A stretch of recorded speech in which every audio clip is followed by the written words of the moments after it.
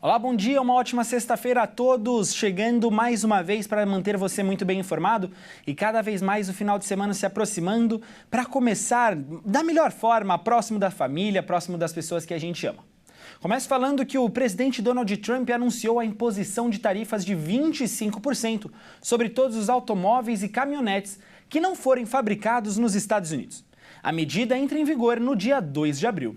O presidente americano Donald Trump anunciou a imposição de tarifas de 25% sobre todos os automóveis e caminhonetes que não forem fabricados nos Estados Unidos.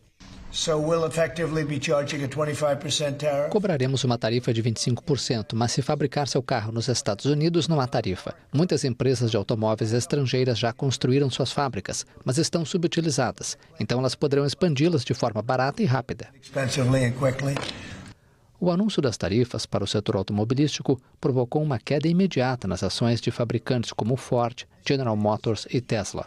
As montadoras já vinham sendo afetadas pelas tarifas sobre alumínio e aço em vigor desde meados de março, que adicionam um imposto de 25% sobre a entrada desses dois metais no território americano. E o presidente do Brasil, Luiz Inácio Lula da Silva, comentou sobre as novas tarifas impostas pelo colega americano Donald Trump e acrescentou que vai adotar políticas contra a própria política protecionista do magnata. O presidente Trump, como presidente dos Estados Unidos, ele tem o direito de tomar decisões dentro dos Estados Unidos. O que ele precisa é medir as consequências dessas decisões. Qual será o efeito dessa decisão para os Estados Unidos? Eu, sinceramente, se ele está pensando que tomando essa decisão de taxar tudo aquilo que os Estados Unidos importa, eu acho que vai ser prejudicial aos Estados Unidos. Da parte do Brasil, ele taxou o aço brasileiro em 25%. Nós temos duas decisões a fazer. Uma é recorrer na Organização Mundial do Comércio, que nós vamos recorrer, e a outra é a gente sobretaxar os produtos americanos que nós importamos. É colocar em prática a lei da reciprocidade. Eu acho muito ruim essa taxação, porque ao invés da gente facilitar o comércio no mundo, a gente está dificultando o comércio no mundo. E a mulher que foi presa durante o ato do golpe de 8 de janeiro por ter pichado a estátua da Justiça com um batom, prestou depoimento. Ela afirma que não sabia do valor simbólico e financeiro da figura localizada na Praça dos Três Poderes. A cabeleireira Débora Rodrigues dos Santos, presa durante os atos golpistas no dia 8 de janeiro de 2023, acusada por ter pichado a estátua da Justiça em frente ao Supremo Tribunal Federal, afirmou durante o relatório que não tinha ideia do valor simbólico e financeiro da estátua. Afirmou que não participou da destruição dos prédios e que foi induzida a pichar a frase. Quando eu me deparei lá em Brasília, lá no movimento, eu não fazia ideia do bem financeiro e do bem simbólico daquela estátua. Quando eu estava lá, já tinha uma pessoa fazendo a pichação e ele faltou talvez um pouco de malícia da minha parte, porque ele começou a escrita e ele falou assim: eu tenho a letra muito feia, moça, você pode me ajudar a escrever? E aí eu continuei fazendo a escrita da frase dita pelo ministro Barroso, e eu, de fato, não sabia, eu não adentrei em nenhum dos prédios da STF, nem do Congresso, nem da Casa do Planalto, em nenhum dos lugares, eu só fiquei naquela praça.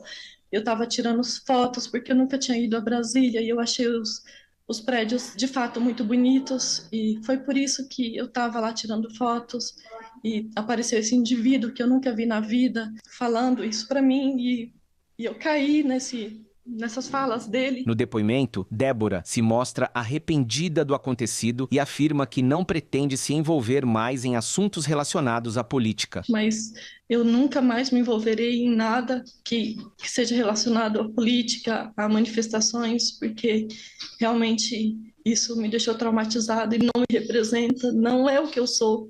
Eu sou uma pessoa totalmente disciplinada, que sempre seguiu a lei rigorosamente. Nas minhas contas pessoais, no meu convívio social, nunca infringi uma lei. Então, eu continuarei sendo a pessoa que eu sou responsável, eu não quero me envolver com isso nunca mais. Débora foi acusada pela Procuradoria-Geral de estar envolvida no movimento golpista para impedir a posse do presidente Luiz Inácio Lula da Silva, eleito na época. De acordo com as provas apontadas pela Procuradoria, a acusada tinha se instalado no acampamento em frente ao QG do Exército, em Brasília. Além disso, a cabeleireira pede perdão pelo acontecido. Eu queria pedir perdão para o Estado Democrático de Direito. Eu acho que, assim, estar aqui me fez refletir muita coisa, saber que tudo tem um processo, todo o país ele depende de hierarquias que precisam ser respeitadas, e eu entendi isso. Eu entendi que o Estado Democrático de Direito foi ferido com o meu ato, e eu jamais tive essa intenção. Foi algo totalmente isolado que eu jamais pretendo repetir, jamais. E eu queria pedir perdão por isso que eu cometi, por esse erro, e por favor, para devolver minha família de volta, é tudo que eu preciso, só isso. Os eleitores que não votaram nas últimas 3 eleições poderão ter o título cancelado. O prazo para regularizar a situação vai até dia 19 de maio. Quem traz as informações para a gente lá do Rio Grande do Sul é a Bruna Cantalupe.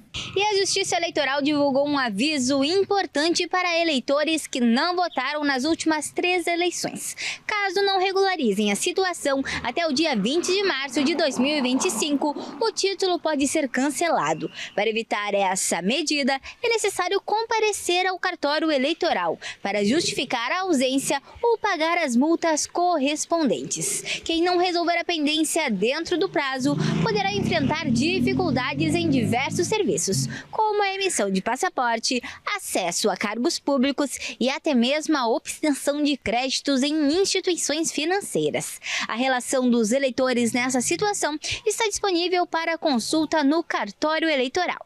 E o chefe do cartório eleitoral de Rio Grande alertou a gente sobre a importância de regularizar o título o quanto antes. A ausência das eleições, ela causa falta de quitação eleitoral. A pessoa não fica quites com a Justiça Eleitoral.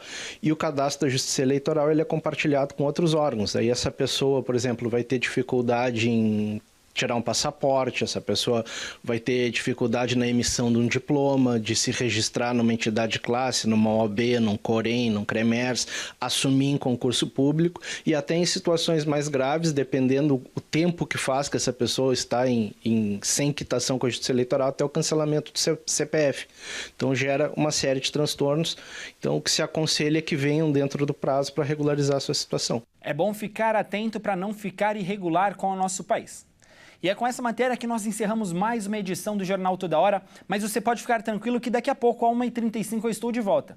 E olha só, se você perdeu alguma matéria, alguma notícia, é só ir em nosso canal do YouTube e assistir quantas vezes você quiser e se manter sempre muito bem informado. Te espero na próxima edição, tá bom? Fiquem com Deus. Tchau, tchau!